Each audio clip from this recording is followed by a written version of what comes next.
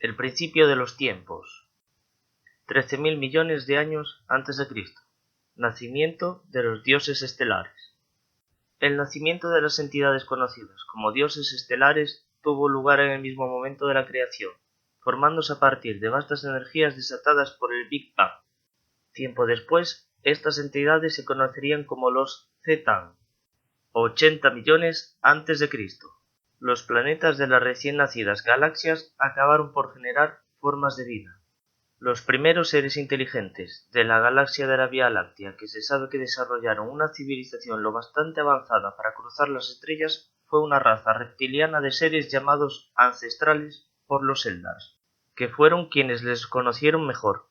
La civilización de los ancestrales alcanzó su cenit hace más de 60 millones de años. Los ancestrales fueron los responsables de la creación o el progreso genético de la mayoría de las especies inteligentes actualmente vivas en la galaxia. Durante este periodo, los dinosaurios dominan Terra. 65 millones antes de Cristo. La guerra en el cielo. Los ancestrales son los amos del 98% de la galaxia, y los Necrontyr alcanzan la inteligencia como especie. Los Necrontyr han forjado su propio imperio compuesto por los escasos sistemas estelares situados alrededor de su mundo natal, y declaran la guerra a los ancestrales. Los ancestrales vencen y expulsan a los Necrontyr al borde galáctico. Finalmente, los Zetán y los Necrontyr forjan una alianza contra los ancestrales. Es así como los Necrontyr pierden su alma y empiezan a ser conocidos como Necrones. Los ancestrales están perdiendo la guerra, y, empujados por la desesperación, usaron sus grandes habilidades científicas para crear seres inteligentes con una conexión más fuerte con la disformidad, capaces de emplear poderes psíquicos para defenderse a sí mismos y a sus creadores. Entre estas nuevas especies se cree que estaban los primeros Eldar, los Krogs, de quienes descienden los orcos, los Rashan y los Canibi, 60 millones antes de Cristo. El declive de las razas antiguas. Las razas dotadas de poderes psíquicos por los ancestrales se extendieron por la galaxia, enfrentándose a la tecnología avanzada de los Necrones con la energía de la disformidad. Los Eldars han desarrollado una cultura muy inteligente, no muy tecnológica, pero de grandes habilidades psíquicas. Comienzan a estudiar el vórtice potencial que un día será Khorne. Así es como nace Cain, planeado por los ancestrales como su mayor arma contra los Zetán. El creciente sufrimiento y los defectos psíquicos colectivos de las jóvenes razas agitaron las energías del Inmaterium, y la guerra, el dolor y la destrucción se reflejaron en las profundidades sin fondo del mar de almas. Los Eldars son ya la raza más numerosa de la galaxia. Los vórtices del Inmaterium empiezan a conformar la presencia de Tzench y Kaine es cada día más fuerte debido a la guerra contra los Zetán. Respecto a la disformidad, las entidades que ya existían allí se transformaron en terroríficos depredadores, desgarrando las almas de los psíquicos vulnerables mientras su medio ambiente renacía como el reino del caos. Las criaturas de la disformidad se arremolinaron con hambre voraz en las grietas entre el Inmaterium y el Materium, buscando nuevas formas de penetrar en el espacio real. La dimensión de la telaraña fue invadida desde la disformidad y tuvo que ser sellada parcialmente para impedir que la corrosión se extendiese por toda la galaxia. Para los ancestrales, este fue el golpe de gracia. Los últimos de sus razas se dispersaron y huyeron, hasta que finalmente desaparecieron.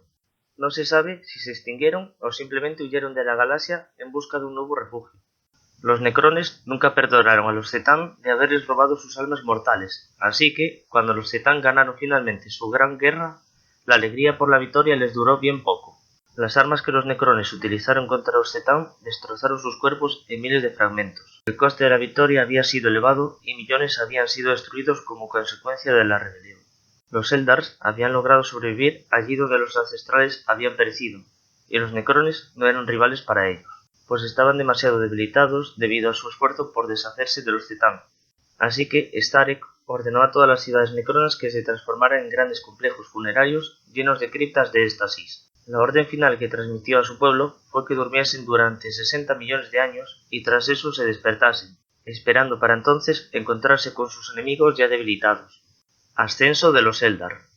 Los Eldars, que habían aprendido los arcanos secretos de la tecnología de túneles dimensionales de los ancestrales, toman el relevo de sus desaparecidos maestros y proceden a tomar el control de la telaraña, reparándola y ampliándola. Los anfibios Slan, primeros entre los siervos de los ancestrales, les advierten que su civilización caerá ante el caos por culpa de su orgullo, aunque con el paso de esos milenios su aviso es ignorado. 10.000 a.C. La prehistoria en Terra. Fin de la cuarta glaciación. La última era glaciar en Terra llega a su fin. Comienza el Neolítico. Se produce la revolución agraria en el antiguo Oriente Medio, en la zona conocida como el Creciente Fértil. Los seres humanos comienzan a asentarse en ciudades, dando de lado sus antiguas costumbres nómadas como cazadores-recolectores. 8.000 a.C. Nacimiento de los primeros dioses del caos. En la disformidad emergen primero tres grandes poderes ruinosos. Nurgle, el señor de la plaga. Korne, el dios de la sangre. Y Tzench, el mutador. Estas entidades, conocidas coloquialmente como los dioses del caos, se alimentan de la huella psíquica de la humanidad y el resto de razas inteligentes de la galaxia, y transforman el antaño tranquilo Immaterium en la pesadilla poblada por demonios que es hoy día. Aunque más que su nacimiento como entidades, es el nacimiento de sus reinos del caos propiamente, puesto que ya han existido desde la primera vez que un ser consciente sintió miedo de morir, saboreó el ansia de combatir y matar, o deseó cambiar su vida por algo mejor o por una existencia placentera. 7.000 a.C. El nacimiento del emperador.